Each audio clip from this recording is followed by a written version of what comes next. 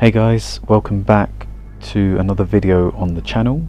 Today it's the daily race C on Gran Turismo for this week, which is at the Nurburgring.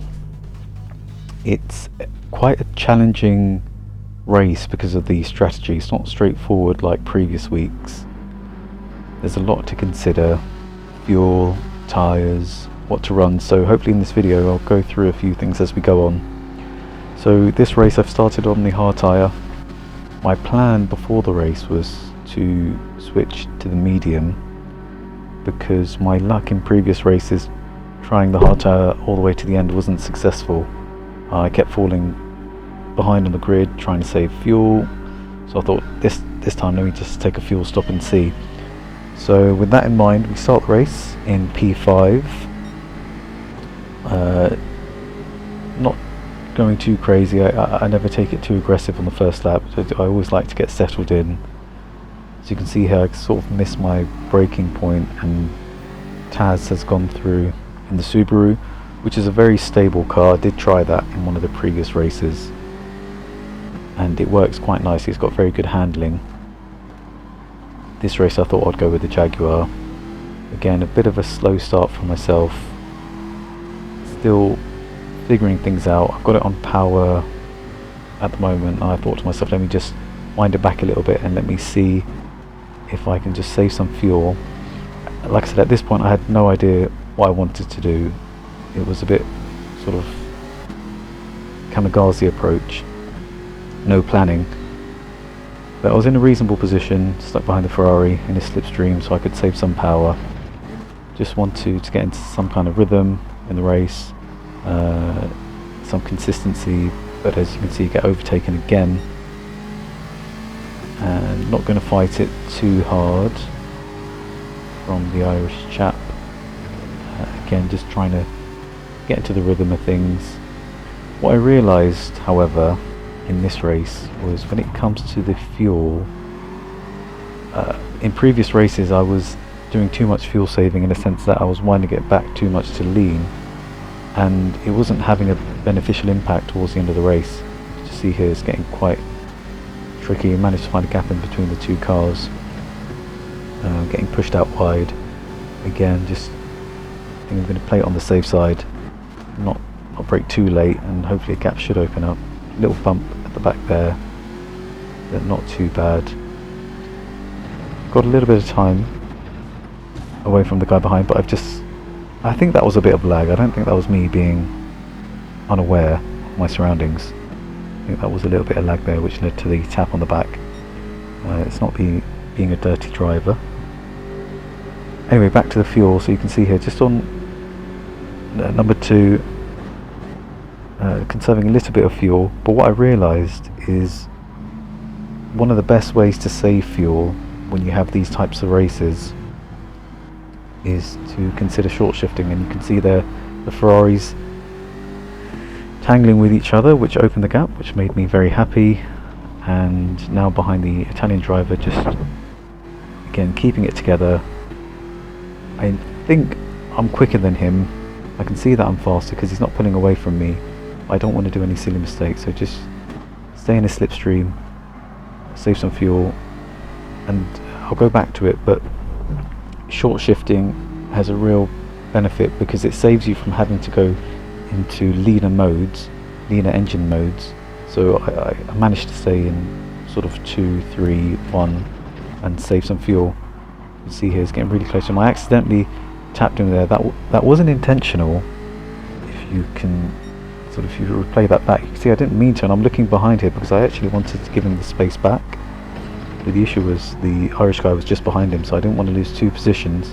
And you can see I'm really trying to see if I can give him the space back, but I couldn't. But as I turn in, I think he just returns the favour. So an eye for an eye with that one. So hopefully that shouldn't lead to further problems, because what I find often with Gran Turismo is if you annoy someone enough, they will just keep going at you and they won't forgive you in the race. It happens too often. So I myself just needed to calm down a little bit and just get into the rhythm of things.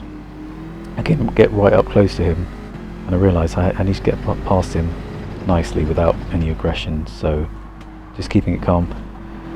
But yeah, going back to the point of fuel saving, you can save pretty well just by short shifting, so definitely consider that for this race. It may be the best strategy to go for, just to keep it in engine mode 2 with a car that's pretty good at fuel saving. The Jaguar, which I'm driving now, is good. I believe the Subaru is pretty good as well, so definitely give it a go.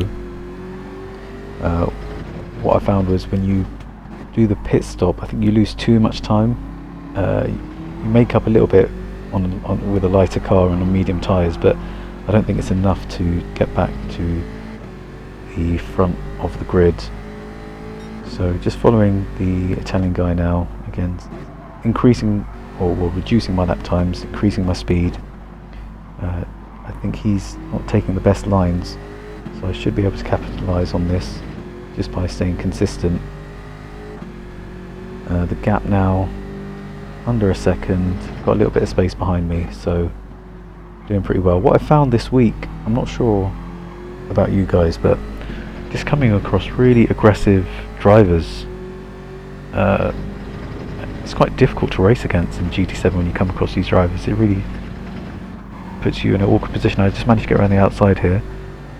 Luckily it was a clean move, and I'm sure he can appreciate that. No dirtiness there, so hopefully he shouldn't give me a problem. But yeah, it's been a real theme recently, I found in GT7. It's just that so many drivers, you know, even if it's just a very slight tap that you give them, they come back with revenge unnecessarily. Now, the other thing to consider with this race also, in my opinion, it depends what view you use, but as you can see I'm using the sort of hood cam, and because I'm looking at the engine mode and I'm also looking at the fuels, the laps remaining and the fuel left, I don't get the map where I can see completely around me, so you should sort of be aware of your surroundings. You're going to have to look behind you or use the joystick to look around you. Again, I'm using the controller in this race. I discussed it in the previous video. For now I'm happy to use it, get the consistency. With the controller I'm finding that, I'm not sure about you guys, but if you've used a PS5 controller, it's got fantastic feel to it, particularly on the accelerator. You get some really good feedback, and you know when the tyres are spinning. You know, you can quickly correct any mistakes, so it's a great tool. You know, definitely try it if you're struggling with other tools like the wheel, for example. If you and it's a lot more relaxed. You don't sweat as much, which is nice. Anyway, back to the race. You can see I'm setting quite consistent lap times, 2:07s. Behind the South African guy, he is 2.6 seconds ahead. I'm closing in on him slowly. You can see through that previous sector, managed to close the time on him. And now I'm starting to realise that he is probably on a similar strategy to me, where they are fuel saving and likely to be on the hard tyre. So as part of racing, it's really important to understand what the other drivers are doing, so you have a better understanding on the race. And this is one of those races in GT7 which is, I have to say, it's really interesting. It's a tough race, but it's a very interesting race. It does force you to think about strategy. I know, looking at the lap times, that Taz in number 1 is definitely on the medium tyre, because I mean 2 seconds a lap quicker, fair enough. I mean, but I think he qualified behind me, so it's unlikely that he's doing that on the hard tyre. So I know that he's on the medium tyre. I know that realistically he's going to need to come in. So my main rival at this point is the South African guy ahead, and I'm closing in slowly on him, and I call this part of the race in the hunt, or on the hunt rather, because this is a critical part of racing and it's putting pressure on the guy in front. So like I said, I know he must be doing a little bit of fuel saving, or he has to be if he's not planning on pitting, and so am I. So if you just, like I said, focus on short shifting, because that will allow you to stay in engine mode 2 with, you know, consistent power and not using too much fuel. And again, you can see here slowly closing in on him, and you're putting that consistent pressure, and it's such an important thing to do when you're trailing someone, when you're behind someone. It's just being consistent. You can see I've turned it into engine mode 1. I've decided now's the time just to put that added bit of pressure, not too much. I've got about 3.7 laps remaining, so I've got extra fuel, and it's always good to have that little bit of extra fuel when you need it, and just apply the pressure at the right moments in the race. So I know this sector I just wanted to put a little bit more pressure on him and see how he reacts, and I feel that by doing so you may force an error. You'll see this you'll see one of my favourite drivers, Fernando Alonso. This is one of the things that he's fantastic in, is that he will apply pressure just to see what the driver in front does, and this is something that you can easily apply when it comes to sim racing.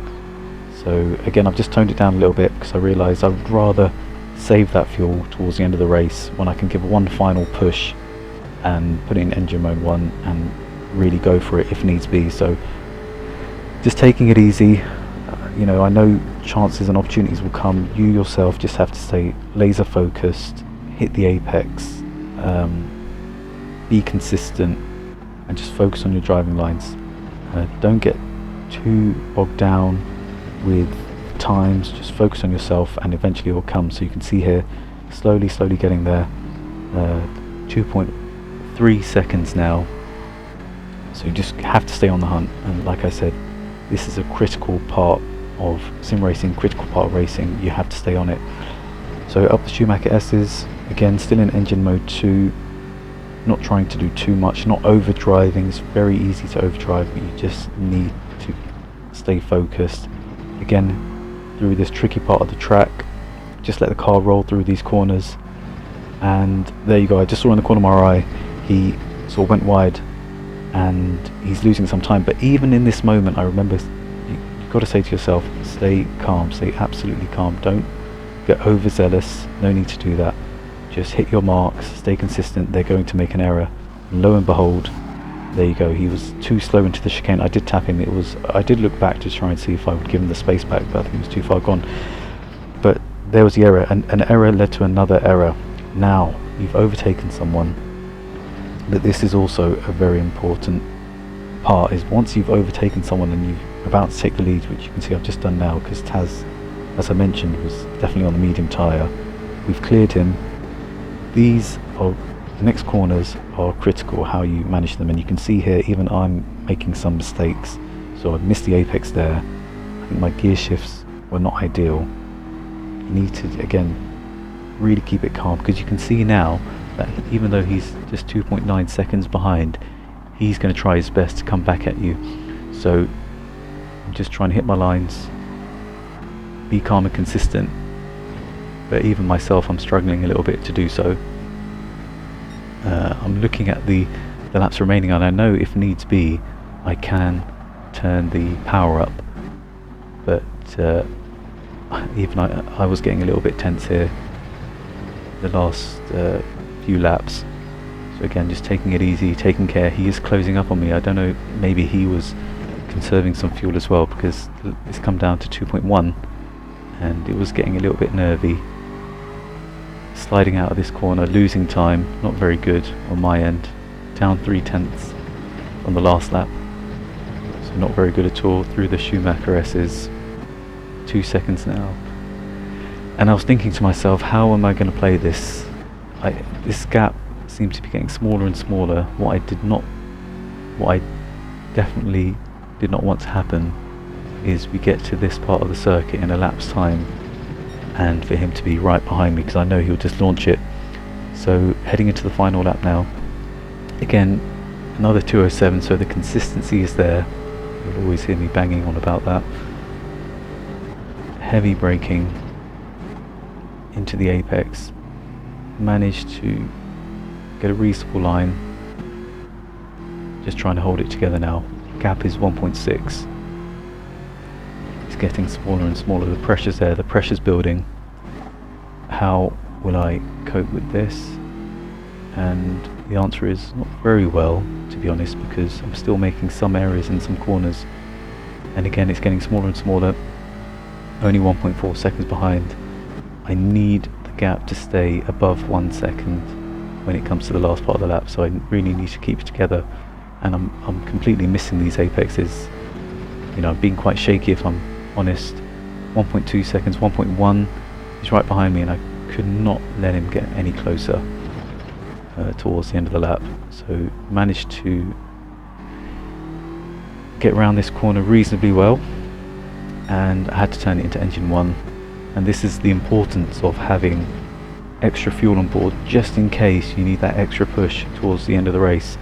Put it in engine mode 1, up the hill, keeping the distance. He's still closing in on me, and I need to master these last few corners now. Really nice and easy. Again, just not overdriving. Keep it in engine mode 1. Keep that time to 1 second, and now it's slowly staying at that time. If I didn't have this extra bit of fuel on board, most definitely he would be within a second, and you would have bet he would have lunged into this corner. But luckily I've managed to get through it. It's just the last corner now, nice and easy, and out we go towards the finish line. It was a very tense race, didn't expect it at all. It was unplanned, strategy was on the fly, but we've managed to do it and get the win. So I hope that that's been beneficial, and I hope this helps you with your daily race C this week. If it does, like the video, share it, whatever you're happy to do, and maybe drop a comment if you have any questions. It'll be interesting to get some feedback. But yeah, I hope you enjoyed that one. All the very best with racing this week, and hopefully I will see you in the next one.